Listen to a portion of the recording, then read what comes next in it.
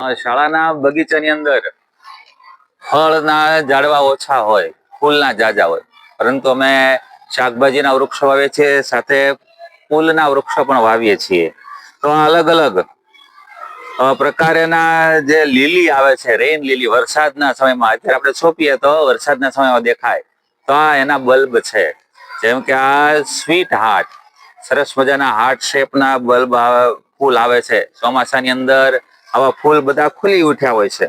તો આવા 9 પ્રકારેની 10 પ્રકારેની આ બલ્બ છે. સ્લીપિંગ લેડી, પછી ફાઇન્ડ લવ, પછી બબલ,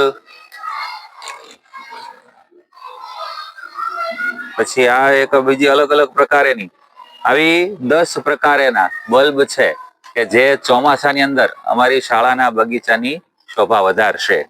સાથે સાથે બીજા વૃક્ષોના બી પણ અમે સાથે લાવ્યા છીએ, જેને આપણે તન્મનિયા કહીએ છીએ. તો એ અલગ અલગ કલરના, પર્પલ કલરના અને વ્હાઇટ કલરના ભેગા હોય, રેડ કલરના અને વ્હાઇટ કલરના હોય, એવા તન્મનિયાના બી પણ છે કે જે આપણે અહીંયા ઉગે છે. ખરેખર તો અગત્યની જોવાની વસ્તુ છે કે અહીં થાય છે કે નહીં. તો આ બધા જ અહીં આગળ થાય છે, જેને બાલાસમ કહેવામાં આવે છે. એના આ બધા બીજ છે. આ બીજ એક ખાસ જોવા જેવા છે. જાણકાર લોકોને ખબર પડી જશે કે આ એક ભીંડાના બી છે, પરંતુ આ સામાન્ય ભીંડાના બી નથી. આનો ભીંડો જે છે લાલ કલરના ફળ આવે છે, કે ભીંડો લાલ કલરનો આખો ઉગે છે, મોટી શીંગ થાય છે અને લાલ કલરનો ભીંડો થાય છે.